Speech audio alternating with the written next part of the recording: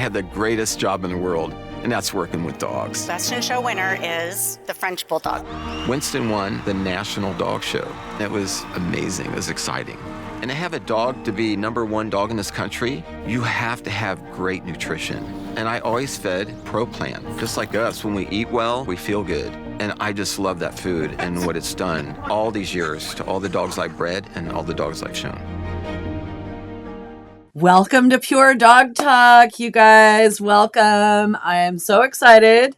Dr. Marty Greer is back. She has wandered the world, literally from New York to New Zealand to Fiji to Louisville to, I don't know, Honduras and Texas. And so anyway, we're super glad that our little wandering friend has returned. And I was this close. I was this close to flying around the world. If I had left Fiji 2 days earlier on our trip, I could have flown from Chicago to LA to New Zealand to Fiji and then to England and then from England to New Jersey. But instead of going from Fiji to New Jersey or Fiji to England, I went from Fiji back to Chicago. I was this close to flying literally around the world. I was so excited about it, and then it didn't work. It's so close, man. It's so close.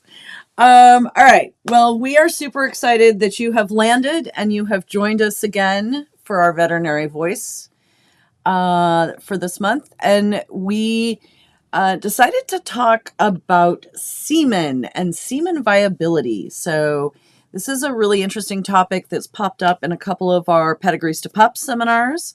If you guys are not hooked into that, check out the events tab at puredogtalk.com because these events are smoking hot. So, Marty, talk to us about the swimmers. There's something in here about girl math that I don't understand, so help me. No. Semen math. See, it's completely different than girl math. Oh, man, now I'm really messed up.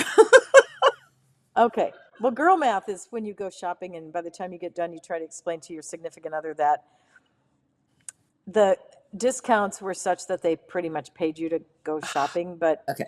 Yeah, my husband never buys it, so it's a little tough to sell it. But it's Kohl's math. You go to Kohl's department store, they put stuff on sale, then they put it on clearance, and then they give you Kohl's cash, and then they tell you at the time that you check out that you just spent $142, but that you really saved $375. And my husband never believes that works. But this is real math. This is truly an equation that it's all multiplication and division. It's not hard, but it's still semen math, which is not what most normal people talk about. Fortunately, we have the Pure Dog Talk podcast where semen math can be a topic. Yes, and not get you thrown out of Perkins restaurant. Right. Well, there's that one time. But anyway. Oh, yeah, it was that. Yeah. So. It wasn't my fault. No, and it wasn't a Perkins. But that's all, never mind. Talk to us about semen viability because I think this is such a great topic. And I think it's one that people really kind of don't necessarily understand. Okay, so where do you want to start? I would like to start with, for example, how many swimmers should my Chihuahua have? And is that as many as my Saint Bernard, for example? The answer to that is no, it's not the same number. But it depends on who you talk to. If you talk to the Society for Theriogenology, the American College for Theriogenology, they have not come to a uniform decision on how many sperm it takes to breed a female. Different organizations say different things. Symbiotics, which used to be ICG and used to be they've had some changes over the years. They say 100 million viable, motile, normal sperm. So sperm that swims forward in a straight line that look normal under the microscope. They say 100 million of those is enough to get any female pregnant. Other organizations like ICSB say there's a range. Littler dogs are going to be under 100 million, and bigger dogs are going to be over 200 million.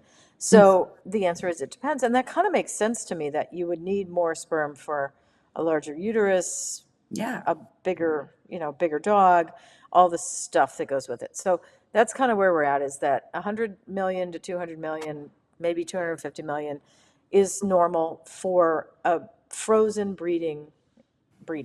Now, most of the time, if we do a semen collection, for instance, for fresh chilled or for a fresh semen, we're going to get the whole collection and we're going to put it all in the dog at one time. I think I actually have this question fairly often is, well, can we put half of it in the dog and save the other half to freeze it? And the answer is, well, you can, but why would you do that? Right. It doesn't make sense to diminish your chances of getting her pregnant or to spend the amount of money it costs to freeze semen and not use a full collection. Right. Because semen freezing is relatively expensive. So when you go to freeze, have your dog in his top condition. Don't do a clean out ejaculation the night before you go in. And this is what Yeah. people love to do. They're like, oh, I cleaned him out last night. You're great.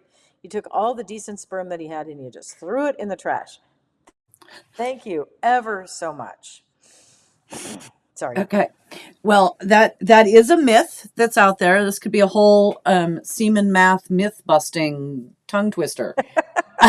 We could. So explain this, because many of us, I know I have certainly heard it in the past, have been told over the years that you should clean out your dog, do a collection at home to get out all the detritus, right? Like all those bad sperm will go away if you do this. So talk to us about why that's not true. Yeah, so especially if you have an older male dog and his ability to regenerate his sperm is not as good. So 2 to 5 is our 2 years to 5 years of age is our ideal fertile male age category.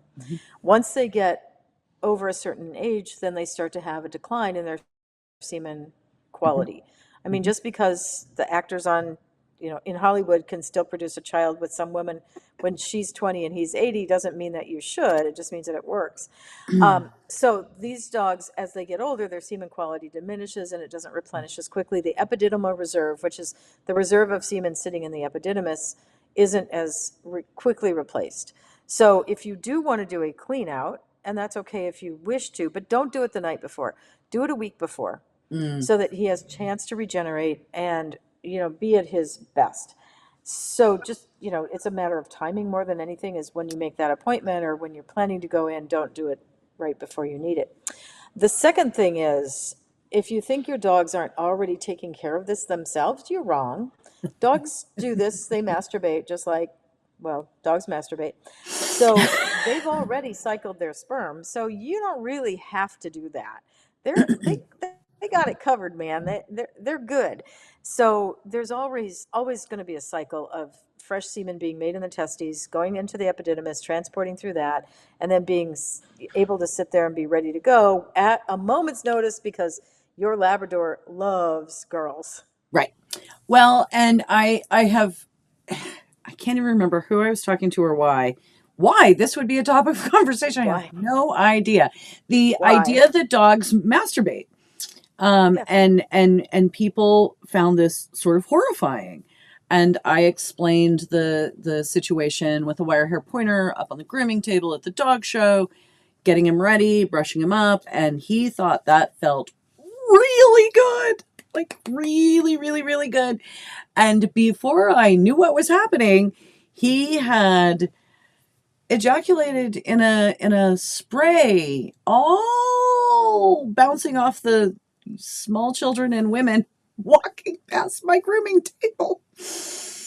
And I had wrapped him up in a towel and whipped him off really fast before he did more damage. But yes, indeed, it is a thing. And for those of you who have not actually experienced that, I'm so sorry. Or maybe I'm happy for you. I don't know. Yeah, we regularly wear body fluids on us, and if we're lucky, it's sperm. Yeah, right. Could be anal glands. I mean, it's sterile when it's sperm. Everything else is gross. Anything goes. Smells really bad. Okay, so my transition for this just went right out of my head. I'm just not going to. So let's discuss the 6 parameters of semen quality. Oh, please. That would be so much better. and see if we can like Pull it bring back this back together. to something. So if you take your dog to your veterinary clinic or your freezing center or wherever you happen to go to have a semen analysis done, there are basically 6 parts to the semen Yes. analysis.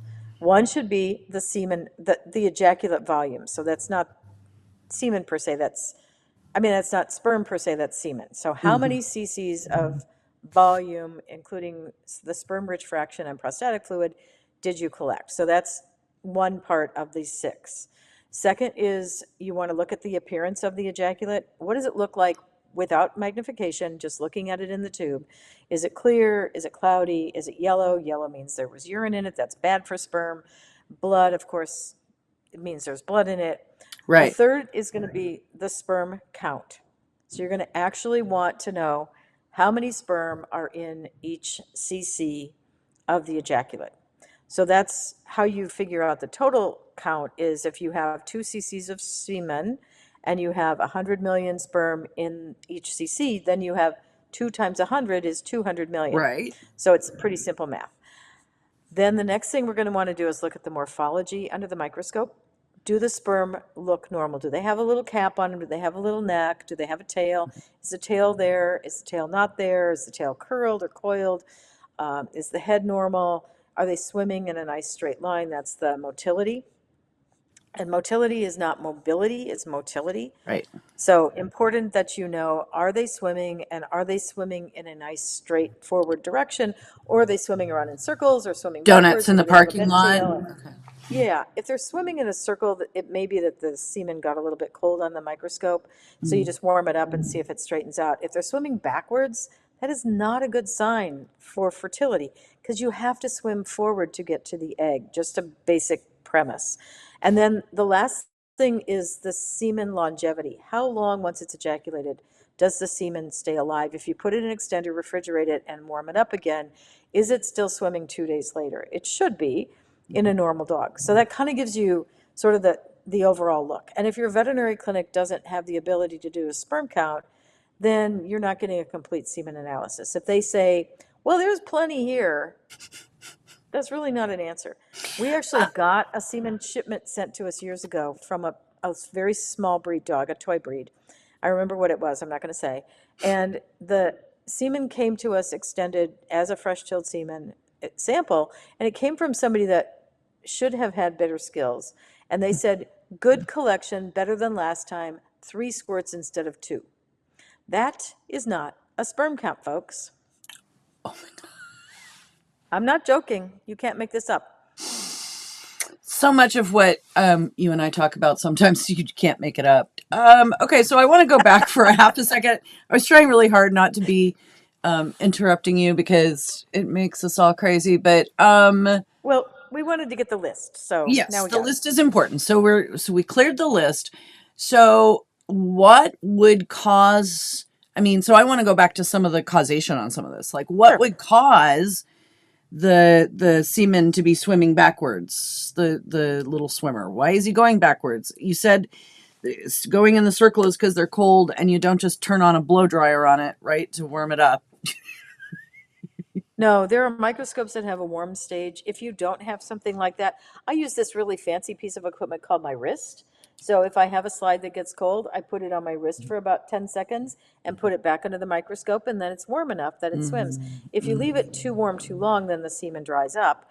And there's another reason that it doesn't give you a good analysis, is if it's all dried up, it can't swim. It has to have the fluid in it. Why do they swim backwards? So it can be bent tails, it can be coiled tails. So those are typically secondary morphologic defects. Head defects are usually the primary or major defects, and then tail defects are usually secondary. Okay. So it's some kind of damage that happened during spermatogenesis or during the time that the semen was stored in the epididymis. For instance, thermal damage, if they go out and lay on the asphalt in July, or if they go out and stand in a snowbank in January, then those are things that are going to cause thermal damage to the semen. Okay. Trupanion is revolutionizing medical insurance for pets by providing the best possible experience to our members. And it's not some space-age dream. It's happening now. We pay your veterinarian directly while you're checking out, and we're the only ones who can, which means you have decisions in seconds. and you don't have to wait for reimbursement. So unlike with other providers, you'll keep more money in your pocket. Ask your veterinarian if Trupanion can pay them directly, because there's pet insurance, and then there's Trupanion. I know we have at one point or another discussed a lot of these things, but can you do the whole exact piece of spermogenesis? Like, talk about that process, because I know we haven't dug that deep into that topic.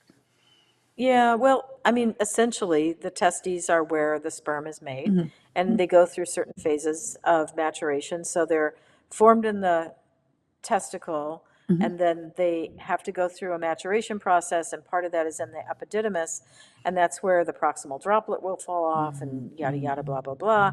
And so they go through that, and then they sit in the epididymis just waiting for their opportunity, and then during ejaculation, the epididymis empties and fresh semen comes from the testicle and into the epididymis. So that's kind of the basic cycle of how it works. So, yeah, and there can be damage anywhere along the way. You can have Right. testicular tumors that cause the thermal changes in the testicle, that it's too warm, so the sperm aren't happy. You can have blockages in the epididymis that can prevent the semen from being ejaculated. You can have ejaculates of older dogs in particular that they ejaculate the wrong way, and so the sperm, instead of coming out the penis, goes up into the bladder. So there's all kinds of things along the way that can create these issues. You can have tails without sperm, or tails without heads and heads without tails, and an acrosome, which is the cap that doesn't look right, and then a proximal droplet on the neck. And so there's all kinds of really Okay. interesting things. But basically, you need a microscope and you need the ability to do a sperm count. And I do want to mention the iSperm here when we circle back to that. Yes. Actually, I think this is probably a good spot to talk about the iSperm, because it's such a fascinating little thing. But the other thing that I want to follow up the iSperm with is I want to talk about some of the, I guess it's not really degradation, but what you freeze in a dog's sperm and what is thawed in a dog's sperm. There's some amount of degradation. Am I correct in understanding that? Right. Anytime you do anything like freezing, putting it in an extender and then dropping the temperature to 300 degrees below Fahrenheit, you're going to have the possibility of some damage. Right. So there's supposed to be products in these semen extenders, and every company has their own proprietary version of that that protects the sperm from that thermal damage.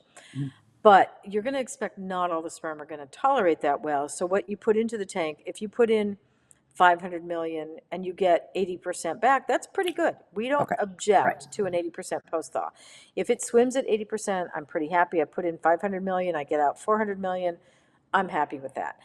However, older dogs that have poorer semen quality, more issues with their prostate, semen that is already a little bit fragile, doesn't tolerate the stresses of freezing as well. So you may freeze your dog when he's 2 years old and get an 80% post thaw, and that's great.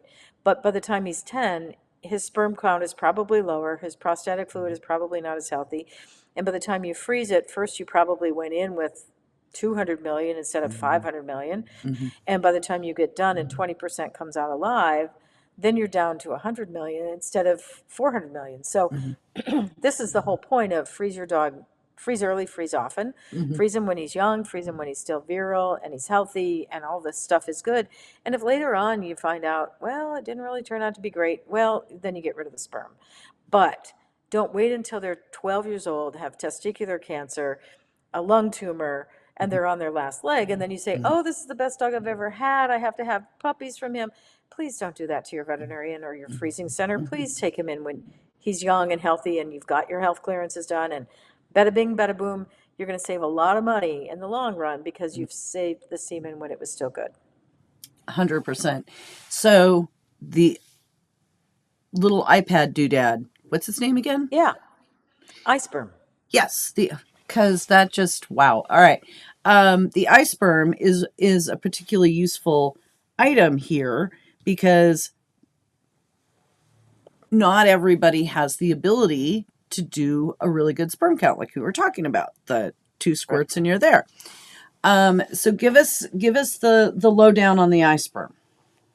Sure. So the iSperm is a product that came to market a couple of years ago, It uses an iPad as the foundation for it. Essentially, it has a software program that's written into this particular iPad. So you purchase the iSperm, it has the program in it. It has a device that attaches to the camera lens that screws on. You put a drop of semen on that, you screw it into the lens of the iPad, and you hit the button on the program, and it turns on, and it will do a semen analysis for you. It'll get you a sperm count, it'll get you motility, it gives you all the information that you need for your basic sperm count. Now, the average CASA system, the computer-assisted semen analysis system that the high-powered repro clinics use, us and a number of other places, are going to cost $30,000 to $50,000. That's a chunk of change, man. But if you get the iSperm, you can get it for around 4,000. So this makes it feasible for you and your friends to have the ability to do a semen count. If you're trying to support, say there's a new veterinarian in your community and you really Right. want to have them start working with you on reproduction and they're struggling to get started, get their feet under them. They've got giant school loans, they're trying to get a building established, they're trying to get their practice up and running. And you and your group of friends that do breeding, say you go to the kennel club and you say, okay, guys, this guy wants to get us started. Let's help him out. Buy him an iSperm, buy him an incubator, buy him buy him something that collectively your group of Right. people in that geographical area will find to be useful, and support them so that when you go in, you don't have to get a sperm count that says 3 squirts instead of 2. That you're going to be able to say, okay, there were 475 million sperm in this ejaculate, and now you've got a basic foundation for what you need to do. So support support these people. They're young, struggling veterinarians, and we talk all the time in the dog world about, oh, poor us, we don't have veterinarians that want to do this anymore, and yada yada, and we feel bad for ourselves. Well, why are we doing that instead of making a proactive move? Yeah. It's like getting your kennel clubs together to put together a scholarship for vet students. It's the same kind of support to the veterinary community. So help I them mean, out we buy and support vests them. for the police dogs, you know. Exactly.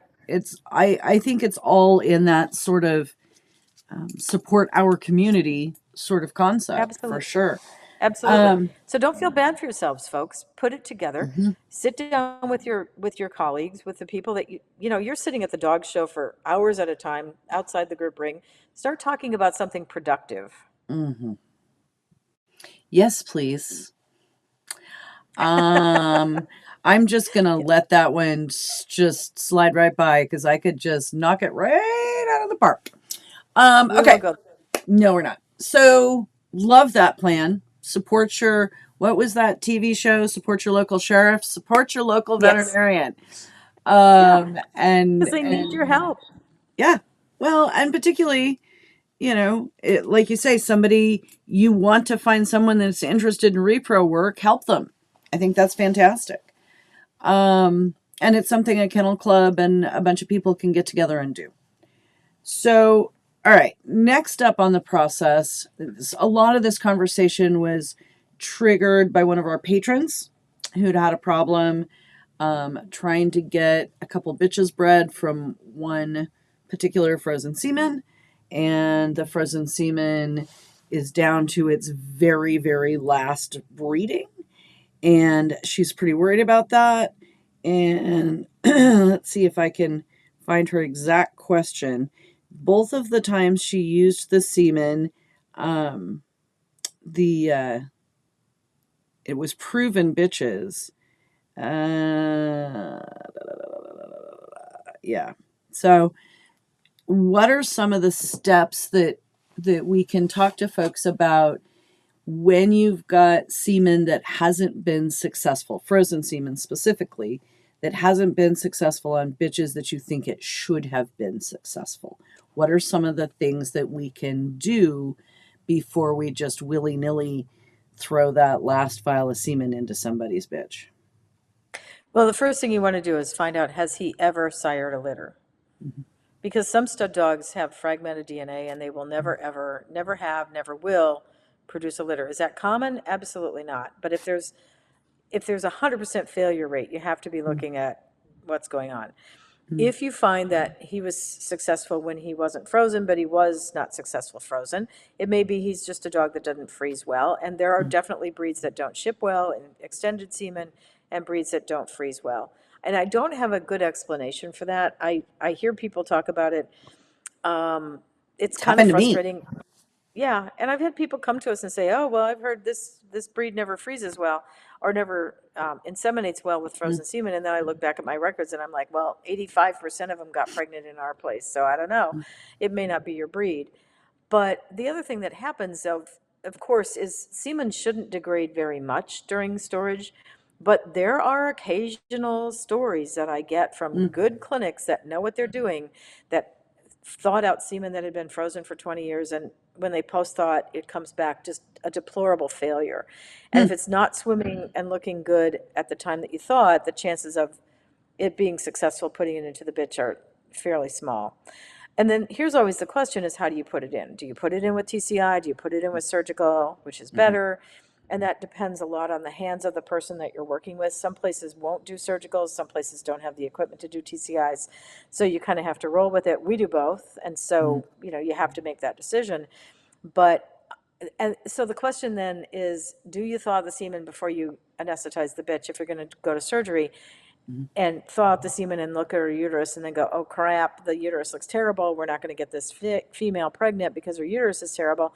Or do you take her to surgery, open her up, and then run down the hall, thaw out the semen, and come back and say, okay, the semen is dead, and you just open up a female for no reason at all. So those are always the debates that you have to have, and those are conversations to have with the veterinary clinic that's going to be doing this so that you understand their alignment. Now, when we do TCI, we never thaw the semen until the uterus is cannulated.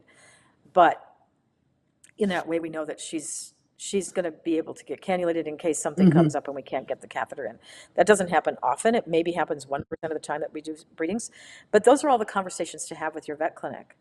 And then there are some things we can do with the bitches to help improve their chances of fertility, because we're putting in compromised semen and we're putting a catheter into the uterus, or we're putting a TCI or a catheter in to put the semen in. So we don't want to have a uterus that's unhappy because we've, put this gently, but still put something into the uterus that can cause irritation. I think that, so much gets wrapped up, right? Like so much emotion gets wrapped up. I mean, it's the last piece of my heart dog. Like I've been there. I've lived this. Is there a way, and I actually don't know the answer to this, so I'm totally asking it cold. Is there a way to pull enough from the sample while it's frozen and not defrost the whole thing? Just get me a little bit to look at. Is that an option? It depends on how it's frozen. If it's frozen in straws, the answer is you have to thaw an entire straw at a time. And if 4 straws or 6 straws is a breeding unit and you thaw one of the 4, you've now taken 25% of what you had left over, and you're going to have less than a breeding unit left. So no. If it's frozen in pellets, that's a different conversation. Because typically when we freeze a dog in pellets, we'll have maybe 100 to 120 pellets in a collection. And that will allow us to have 1/100th of the collection to thaw and take a look at. So that's a good hard, it depends. And you want to go back and get all the information that you can when the dog was frozen. What age was he? What was his total sperm count? What was the post-thaw motility on it? What did they call a breeding unit? Did they call a breeding unit 100 million, 200 million?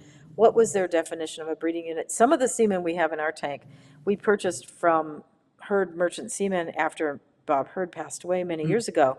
And in the old days, before we did sperm counts, before we had a lot of the knowledge that we do, one collection was one breeding unit. So there may be 1 billion sperm in a breeding unit, and we don't need the whole thing, but we don't know that unless we have a report. And sometimes the semen gets transferred one facility to the next, and the paperwork doesn't always effectively follow it. So, when you're talking about a frozen commodity that may be 50 years old, yeah, it's a little harder. 100%. Okay. Well, I think that gives us some options to think about. Check and see if your frozen semen is in pellets or in straws. That will give you a little more. If it's in pellets, it gives you more flexibility for sure. I Right. know. So I want to define what a breeding unit is. Okay. So a breeding unit is the number of pellets or the number of straws that it takes to effectively breed one bitch one time. Okay. So people throw around the word, I have one straw left. Well, what does one straw mean? Typically, one straw is not a breeding unit. It's typically 4 to 6 straws are a breeding unit. For pellets, it may be 20 pellets, it may be 100 pellets, depending on how concentrated the semen was and how well the post thaw looks after you get done.